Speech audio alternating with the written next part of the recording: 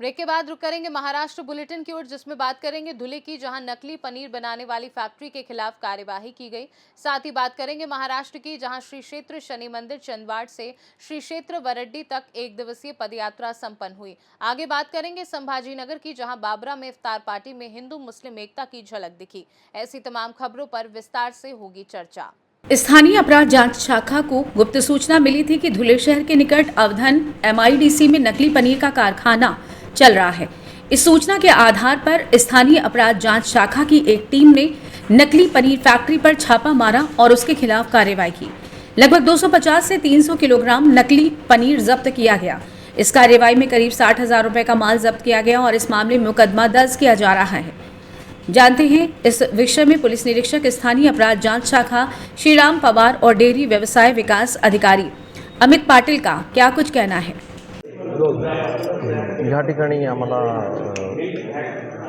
जे paneer making हा कारखाना आहे MIDC मध्ये, तर या ठिकाणी आम्ही पाहिलं असता या ठिकाणी आम्हाला पनीर बनवलेलं आढळलं। LCBच्या टीमने आम्हाला सांगितलं होतं की इथे असं आहे। आम्ही तपासणी केली, कागदपत्रांची तपासणी केली, तर यांना मुळामध्ये फूड अँड ड्रगचं लायसन्सची सध्याला अजून परमिशन मिळालेली नाही आहे। तरीसुद्धा त्यांनी तो कारखाना सुरू केलेला होता आणि ज्या पद्धतीने म्हणजे ISO मानांकन पूर्ण करून आपल्याला कारखाना सुरू करायचा असतो, तर तसे ISOचे कुठले पण नॉर्म्स, स्वच्छता वगैरे कुठलीही नाही आहे इथे। आणि पनीर बनवताना स्टँडर्डाइज मिल्क म्हणजे एकदम फुल फॅट मिल्कपासून बनवलं जातं। यांनी त्याचं क्रीम वेगळं केलं, त्याच्यानंतर त्यात दुधामध्ये त्यांनी स्किम मिल्क पावडर टाकली आणि मग नंतर स्किम मिल्क पावडर टाकून त्या पद्धतीने ते पनीर बनवत आहे। मग हे पनीर जे बनवलेलं आहे ते साठवण्यासाठी त्यांनी साध्या बर्फाच्या लाद्यांचा थंड करण्यासाठी वापर केलेला आहे। तर त्याच्यात बर्फाच्या लाद्यांनी थंड केलेल्या पाण्याचा वापर ते करत आहेत, परंतु ते खाद्य पदार्थांच्या श्रेणीत येत नाही तो बर्फ, ज्या पद्धतीने त्यांनी त्या पनीरचं साठवणूक केलेली आहे। त्यामुळे अशा पद्धतीने साठवणूक करणं आणि ते आरोग्यास हानिकारक आहे, कारण की ज्या पद्धतीने ते कुजलं तर त्याच्यामध्ये कुठली विषबाधा तयार होऊ शकते आणि नंतर खाणाऱ्यांना त्याचा एक शरीरावरती घातक परिणाम होऊ शकतो। दुसरी गोष्ट, त्यांनी ज्या पद्धतीने पनीर मेकिंगची जी पद्धत आहे त्याच्यामध्ये ॲसिटिक ॲसिडचा जवळपास 5 ते 10% वापर करावा लागतो, पण त्यांनी रॉ ॲसिटिक ॲसिडचा वापर करताना तिथे दिसून आलेलं आहे की त्यांनी ज्या पद्धतीने ठेवलं आहे आणि बनवणाऱ्या व्यक्तीला विचारलं कसं बनवतात, तर तिथल्या कारागिराला पूर्ण सायंटिफिक पद्धतही माहिती नाही ज्या पद्धतीने बनवलं जातं खाद्यपदार्थांच्या श्रेणीचं। तर अशा पद्धतीने थोडंसं म्हणण्यापेक्षा फारच निष्काळजीपणे बनवण्याची ही पद्धत तिथे दिसून आलेली आहे, जी योग्य नाही आहे। आणि सणाच्या पार्श्वभूमीवर जास्त मागणी असल्यावर पुरवठा योग्य पद्धतीने व्हावा यासाठी अशा पद्धतीने पळवाटा करून लोक कमी वेळात आणि कमी मानांकनं पूर्ण करतात, लवकरात लवकर देण्याचा जो कयास असतो त्याच्यामध्ये असे काळाबाजार आणि चुकीच्या पद्धती घडून येतात, जे घडायला नको। यासाठी सर्वांनी प्रयत्नशील राहिलं पाहिजे आणि नागरिकांनी जागरूक राहून ज्या ठिकाणी चांगल्या पद्धतीने पनीर बनवलं जातं किंवा घरच्या घरी पनीर बनवण्याच्या पद्धती किंवा इतरही खाद्यपदार्थ घरी बनवण्याच्या पद्धती आजकाल सगळं रेडीमेड वापरायला लागलेले आहेत, तर शक्य झालं तर घरच्या घरी साध्या सोप्या पद्धतीने घरीच जर वस्तू बनवल्या तर ते खरोखरच आपल्याला स्वतःला माहीत राहणार आहे की ते किती चांगलं आणि शरीरासाठी फायदेशीर राहणार आहे। तर त्या पद्धतीने सगळ्यांनी मी आवर्जून विनंती करेन, आवाहनही करेन की तुम्ही चाणाक्ष राहा, आजूबाजूला होणाऱ्या गोष्टींवर डोळसपणे काम करा आणि जिथे जिथे असं काही चुकीचं आढळून येतं आहे तर शासनाच्या वेगवेगळ्या माध्यमांना कळवा, म्हणजे जेणेकरून ग्राहकांपर्यंत चांगल्या पद्धतीने आणि सकस आहारच पोहोचेल, याच्यासाठी सर्वांनी जागरूक राहिलं पाहिजे। M ब्लॉक परिसरामध्ये एका पत्र्याच्या शेडमध्ये बनावट पनीर बनवण्याचा कारखाना सुरू असल्याची गोपनीय माहिती मिळाली होती। स्पॉटवर जाऊन खात्री केली असता त्या ठिकाणी मशिनरीज, दूध, त्याच्यानंतर त्यांनी बनावट पनीर बनवण्यासाठी जे मटेरियल आहे त्याच्यात केमिकलचे ड्रम, त्याच्यानंतर पावडर वगैरे तिथे मिळून आले। त्याची खात्री करण्यासाठी आम्ही तात्काळ फूड अँड ड्रग्सचे अधिकारी तसेच पशुवैद्यकीय अधिकारी यांना पाचारण केले।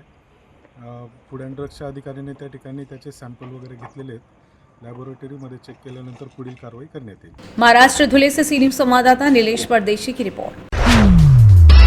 भारतीय रेल विभाग में मुंबई कोलकाता मध्य रेलवे लाइन पर आने वाला एक महत्वपूर्ण जंक्शन भुसावल मतलब वो जंक्शन जहां पर मुंबई और पुणे से आने वाली रेल दिल्ली की ओर अलग रास्ता चुनती है और कोलकाता के लिए अलग से। इस बात से आप समझ सकते हैं कि मध्य रेलवे के लिए भुसावल जंक्शन का क्या महत्व हो सकता है। इसी भुसावल जंक्शन पर कल रात 2 व्यक्ति किसी संदिग्ध परिस्थितियों में दिखाई देने पर जब पुलिस ने उनकी पूछताछ करनी चाही तो उनमें से एक तुरंत भाग खड़ा हुआ और काफी कोशिशों के बाद भी हाथ न लग सका। पर दूसरे शख्स के पास जो बैग बरामद हुआ उसमें लगभग 2 करोड़ रुपए का कैश मौजूद था, जिसमें 1 करोड़ के जाली नोट पाए गए। सभी असली और नकली नोट 500 रुपए के थे, जो कि एक असली और एक नकली, ऐसे कुल मिलाकर 100 नोट की एक गड्डी ऐसे गड्डियों में पैक किए गए थे। आरपीएफ तुरंत हरकत में आई और उन्होंने मामले को जीआरपी के हवाले कर दिया। प्रारंभिक जांच में दोनों व्यक्ति मलकापुर रेलवे स्टेशन से चलकर भुसावल स्टेशन पहुंचे थे, इतनी ही जानकारी मिल पाई। इस वारदात की बात मामले की तह तक जाकर पूरा रैकेट ध्वस्त करना ये रेल पुलिस और प्रदेश की पुलिस प्रशासन के लिए एक बड़ी चुनौती है। भुसावल रेलवे स्टेशन से सी न्यूज संवाददाता प्रसन्न व्यवहारे की रिपोर्ट। शनिवार दिनांक 29 मार्च 2025 प्रातः 5 बजे श्री क्षेत्र कार्तिकेश्वर महादेव शनि मंदिर चंदवाड़, यहाँ से सदगुरु श्री चंदेश्वर बाबा और श्री 1008 महामंडलेश्वर शनि भक्त स्वामी सुखदेव महाराज के आशीर्वाद और प्रेरणा से चंदवाड़ में श्री क्षेत्र वरड्डी के लिए पदयात्रा का प्रस्थान हुआ है। शनि महात्म्य में वर्णित कथा के अनुसार उज्जैन के राजा विक्रमादित्य ने 7.5 साल इसी क्षेत्र वरदड़ी में बिताए थे और चंदवाड़ के प्राचीन शनि मंदिर में उन्हें मुक्ति मिली थी। इसलिए इस स्थान शनि 7.5 मुक्तिधाम के नाम से प्रसिद्ध है। इसलिए दोनों स्टेशन शनि भक्तों के लिए पवित्र और विशेष रूप से महत्वपूर्ण हैं।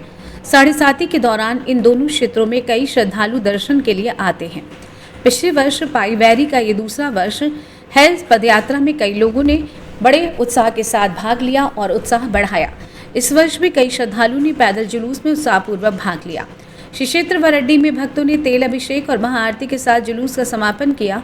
इस अवसर पर शनि भक्त रघुनाथ अहेर ने भक्तों को चाय एवं दूध की सेवा की। शनि भक्त दीपक रमन पवार, राहुल सचिन रमन पवार ने नाश्ता परोसा। महाराष्ट्र नासिक से सी न्यूज संवाददाता संजय जाधव की रिपोर्ट। बाबरा में इफ्तार पार्टी में हिंदू मुस्लिम एकता की झलक देखने को मिली। फिल्मरी 29 मार्च वर्तमान में हर जगह बढ़ते ध्रुवीकरण के बीच सांप्रदायिक सौहार्द को बढ़ावा देने के लिए पूर्व जिप सदस्य व क्रेबा कमेटी के संचालक जितेंद्र जायसवाल द्वारा बाबरा में पिछले 1 दशक से इफ्तार पार्टियों का आयोजन किया जाता रहा है। इस बार भी शुक्रवार को बाबरा स्थित जामा मस्जिद में इफ्तार पार्टी का आयोजन किया गया। इस कार्यक्रम में विभिन्न समुदायों के नेताओं और कार्यकर्ताओं ने भाग लिया, जिन्होंने एकता और भाईचारे के महत्व पर जोर दिया। वर्तमान परिवेश में जहां अलगाववादी ताकतों द्वारा सांप्रदायिक विभाजन को बढ़ावा दिया जा रहा है, ऐसी पहल अत्यंत महत्वपूर्ण मानी जा रही है। इस अवसर पर प्रभाकर बाग, पूर्व उप सरपंच रामकृष्ण पाटिल, ग्राम पंचायत सदस्य डॉक्टर अंबादास काथार, विठल पाथरे, देव राव खिल्लारे, श्रीमंत चौहान, अजहर पठान, शेरू पठान, मुस्तकी मुकीम शेख, अखिल पठान, जावेद शेख, सलीम पठान आदि मौजूद थे। जबकि पूर्व सदस्य जितेंद्र जायसवाल द्वारा बाबरा में शुक्रवार को बाबरा स्थित जामा मस्जिद में इफ्तार पार्टी का आयोजन किया गया था। संभाजी नगर से सी न्यूज संवाददाता राधेश्याम हिवाले की रिपोर्ट। फिलहाल के लिए महाराष्ट्र बुलेटिन में बस इतना ही। देश दुनिया की बाकी खबरों को जानने के लिए आप देखते रहिए सी न्यूज भारत।